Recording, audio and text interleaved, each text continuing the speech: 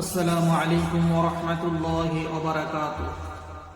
আল্লাহ পাকের দরবারে লাখ লাখ শুকরিয়া যে মহান রব্বুল আলামিন আমাদেরকে আখির জামানার নবী জনাবে মুহাম্মদ রাসূলুল্লাহ সাল্লাল্লাহু আলাইহি ওয়াসাল্লামের উম্মত করে আমাদেরকে দুনিয়ায় পাঠিয়েছেন। সেই নবীর নামে অসংখ্য দরুদ। যে আল্লাহ আমাদেরকে সৃষ্টি করেছেন সেই আল্লাহ পাকের নামে অসংখ্য হামদ। আর সেই সাথে সাথে প্রিয় নবীকে জানাই অসংখ্য দরুদ ও সালাম। সকলে পড়ি সাল্লাল্লাহু আলাইহি ওয়াসাল্লাম। আমরা মুসলমান ভাই ও বাবাজির কাছে সবার কাছে আমি কায়েম বাক্যে অনুরোধ জানাই, কোরআন শরীফের ভিতরে আল্লাহ পাক একটা আয়াত দিয়েছেন। আয়াতটা ঘোষণা করেছেন এই জন্যে যে বান্দা যাতে প্রতিনিয়ত আমাকে স্মরণ করে। আয়াতটা হলো ওয়াকিমুস সালাত ওয়া আতুস যাকাহ ওয়ারকাউ মা'আর রাকিন। তোমরা নামাজ কায়েম করো। এই নামাজ কথাটা বা নামাজ সালাত কথাটা আল্লাহ পাক এক জায়গায় নয়, দু জায়গায় নয়, 82 জায়গায় কোরআন শরীফের ভিতরে বলেছেন। কিন্তু আমরা মানুষ, আমরা অবহেলা, বিভিন্ন রকম কাজে জড়িত থাকার, বিভিন্ন কর্মে জড়িত থাকার কারণে আমরা এই কথাকে আমরা সঠিকভাবে মূল্যায়ন করতে পারছি না। কিন্তু জেনে রেখে দিও, আল্লাহ পাক রব্বুল আলামিন যেদিনকে তোমার মায়ের গর্ভ থেকে দুনিয়ায় তোমাকে পাঠিয়েছে, তোমার দুজন ফেরেশতা তোমার কাছে নিযুক্ত করা আছে। তারা অটোমেটিক মেমোরি কার্ডের মতো মেমোরিগুলো লোড করছে। একজনের নাম কিরামান, একজনের নাম কাতিবিন।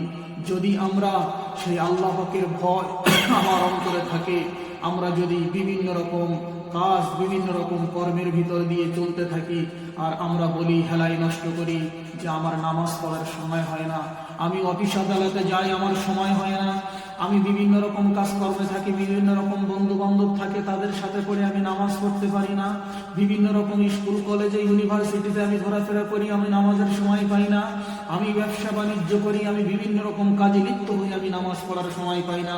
তবে শুনে রেখে দিও, কিরামান আর কাতিবিন তোমার কাজগুলো লিপিবদ্ধ করছে। তার কারণ তুমি সব কাজের সময় যখন দিতে পারো, আর যে সৃষ্টিকর্তা তোমাকে তৈরি করলো, যে সৃষ্টিকর্তা তোমাকে পানাহার করায়, তোমাকে খাওয়ায়, তোমাকে সুস্থ রাখে, সেই সৃষ্টিকর্তার নামে তুমি 5 ওয়াক্ত নামাজ কতবার সময় যাবে, তোমার এই সময়টুকু তুমি ব্যয় করতে পারছো না। তুমি এমন কাজে লিপ্ত আছে, আজকে শুনে রেখে দাও, তোমাকে পঙ্খানুপঙ্খভাবে তোমাকে হিসাব দিতে হবে।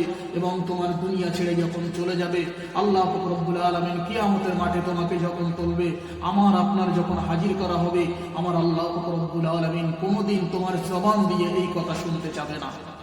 কেমন ভাবে? কোরআন শরীফের ভিতরে আমার আল্লাহ পাক রব্বুল আলামিন বলে দিয়েছেন যে কিয়ামতের দিন বান্দা তো কথার দ্বারাই অস্বীকার যেতে পারে, আমার প্রশ্ন করার কোনো উত্তরই নাই, আমার দরকার নাই, আমার প্রশ্ন করার কোনো দরকার নাই। তার কারণ আমি আল্লাহ পাক রব্বুল আলামিন সর্বপ্রথম তার এই জবানটাকে আর আটকে দেবে। সর্বপ্রথম যার জবানটা আটকে দেবে, তখন আপনার হাত আপনার বিরুদ্ধে যাবে। আপনার হাত যখন আপনার বিরুদ্ধে যাবে, ওই বান্দা তখন কেঁদে কেঁদে বলবে, রব্বুল আলামিন আমি এই হাতকে কত যত্ন না করেছি, হায় হাত, তোমাকে ভালো রাখার জন্য কত তেল সাবান কত কিছু ব্যবহার করেছি আজকে তোমাকে সুস্থ রাখার জন্য, কিন্তু তুমি আজকে আমার কথা শুনলে না, তুমি আমার বিরুদ্ধে সাক্ষ্য দিতে শুরু করলে। হঠাৎ করে পা জবাব দিতে শুরু করবে। পাকে তখন বলা হবে, তুমি যাতে কাটা না ফুটো, বিভিন্ন রকম কষ্ট না পাও, দামি দামি আসবাব, দামি দামি জুতো তোমাকে পরিয়েছি, তুমি যাতে আমার প্রতি তুমি আজকে বিভিন্ন রকম অভিযোগ এনে আল্লাহর দরবারে স্বীকার করছো। এমন করে আপনার অঙ্গ প্রত্যঙ্গ সবকিছু আপনাকে সাক্ষ্য দেবে।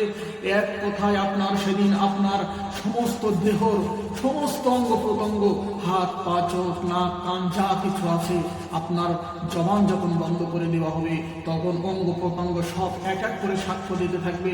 সেদিন বলেন দিন আপনার কাজ, আপনার কর্ম, আপনার স্কুল, আপনার কলেজ, আপনার ইউনিভার্সিটি, আপনার বিভিন্ন রকম ব্যবসা বাণিজ্য কোথায় যাবে, আপনি সেই দিনের কথা চিন্তা করে আমি তো আপনাদের কাছে কায় বাক্যে কর জোড়ে নিবেদন করি, ভাই আর সম্পর্কে যে হন না কেন, যেই কিনা আমার এই ভিডিওটা দেখবেন, নিঃসন্দেহে আপনাকে 5 ওয়াক্ত সালাত আদায় করতেই হবে, 5 ওয়াক্ত নামাজ আপনাকে পড়তেই হবে। আপনি যদি নামাজ না পড়েন, আপনি নিঃসন্দেহে আপনি মুসলমান নয়।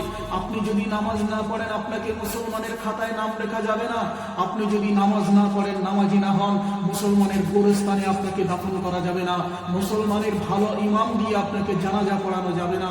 এমন করে এই কথাগুলো আমি বলতে বাধ্য হচ্ছি, তার কারণ আপনারা হেলায় বহু সময় নষ্ট করেছেন আর নষ্ট করেন, কিন্তু আপনারা নামাজের দিকে একবার খেয়াল করেন না যে 5 ওয়াক্ত সালাত আল্লাহ পাক রব্বুল আলামিন 5 ওয়াক্ত সালাতের জন্য কোরআন পাকের ভিতরে 30টা পারার ভিতরে 82 জায়গায় এই কোরআনের এই নামাজের কথা, এই সালাতের কথা আমার আল্লাহ ঘোষণা করেছেন।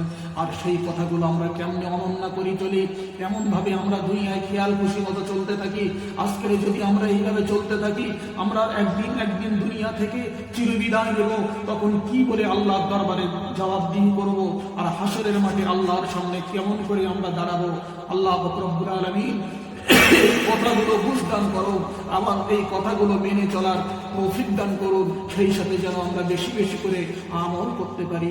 আমিন। ও আখির দাওয়াহুম আনিল হামদুলিল্লাহি রাব্বিল আলামিন।